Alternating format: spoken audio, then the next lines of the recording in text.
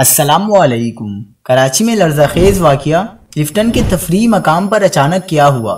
فضا سوگوار، ہر آنکھ اشکبار ہو گئی۔ کیا آپ حالات حاضرہ سے آگاہی حاصل کرنا چاہتے ہیں؟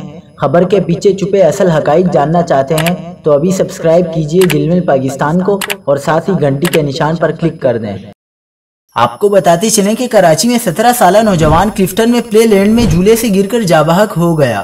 کلفٹن میں عبداللہ شاہ غازی کے مزار کے قریب قائم پلے لینڈ میں جھولے سے گر کر 17 سالہ نوجوان ولی اللہ جاں بحق ہو گیا۔ ولی اللہ اپنے رشتہ دار نوجوانوں کے ساتھ پلے لینڈ آیا تھا۔